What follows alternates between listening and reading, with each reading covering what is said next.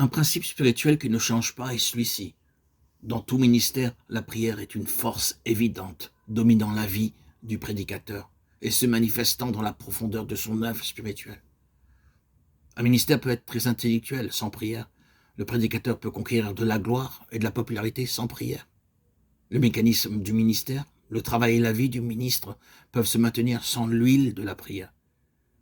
Mais aucun ministère ne peut être spirituel, donnant la sainteté au prédicateur et à ses fidèles si la prière n'est pas là comme une force évidente et directrice.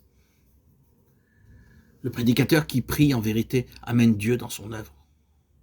Dieu n'entrera pas dans l'œuvre du prédicateur automatiquement en vertu d'un principe général, mais il n'y vient que par la prière et par une instante requête. Dieu se fait trouver par nous au jour où nous le cherchons de tout notre cœur. Cela est vrai pour le prédicateur aussi bien que pour le pécheur repentant. Un ministère de prière est le seul qui mette le prédicateur en contact avec son auditoire. La prière nous unit aussi essentiellement à ce qui est humain qu'à ce qui est divin. C'est le seul ministère qui soit qualifié pour sa grande œuvre et la responsabilité de la prédication.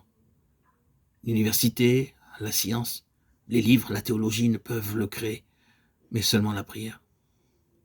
La mission des apôtres fut lettre morte jusqu'à la Pentecôte, laquelle fut amenée par la prière.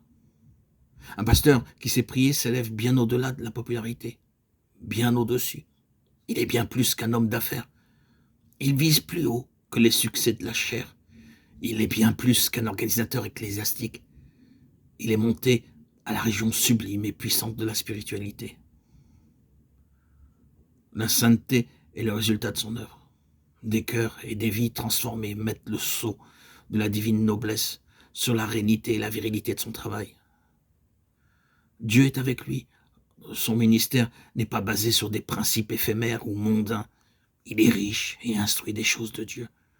Ses longs et profonds entretiens avec Dieu au sujet de ses fidèles et l'agonie victorieuse de son âme l'ont fait comme un prince dans le royaume de Dieu. La glace du pur professionnalisme s'est rompue il y a longtemps sous l'intensité de ses prières. Les résultats superficiels de plus d'un ministère doivent être attribués au manque de prière. Aucun ministère ne peut réussir s'il n'est soutenu par beaucoup de prières.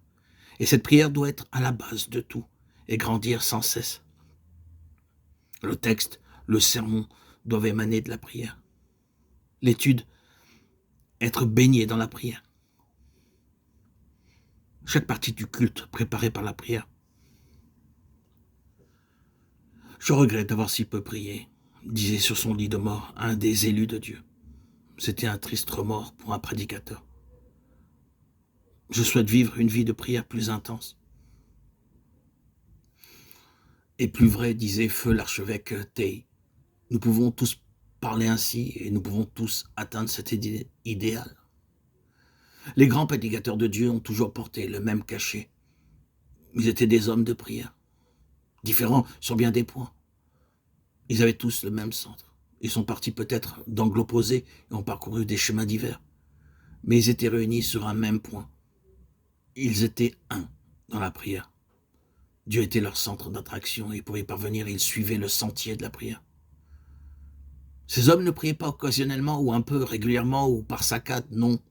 Ils priaient de telle façon que leur prière pénétrait et formait leur caractère, leur vie, ainsi que celle des autres, en était transformée par leur prière. L'histoire de l'Église et son influence prenaient place dans la marche du temps. Ils passaient beaucoup de temps en prière, non pas qu'ils regardassent le cadran solaire ou l'aiguille de la pendule, mais parce que pour eux, cette affaire était si importante et absorbante qu'ils ne pouvaient s'en détacher. La prière était pour eux ce qu'elle fut pour Paul, une lutte engagée avec la toute-puissance de leur âme. Ce qu'elle fut pour Jacob, une lutte et une victoire. Ce qu'elle fut pour Christ, avec de grands cris et avec larmes. Il priait toujours avec des prières et des supplications par l'Esprit, éveillant à cela avec toute persévérance. La prière efficace et faite avec ferveur a toujours été l'arme la plus puissante des plus puissants soldats du Christ. Ce qu'il nous est dit d'Élie, qu'il était un homme sujet aux mêmes infirmités que nous, et il pria ardemment pour que la pluie ne tombât pas, Et il ne plut pas sur la terre pendant 3 ans et 6 mois. Ayant prié de nouveau, le ciel donna de la pluie et la terre rendit son fruit. Peut-être, dit de tous les prophètes et de tous les prédicateurs qui ont travaillé pour Dieu dans leur génération, tel a été l'instrument avec lequel ils accomplirent leurs miracles.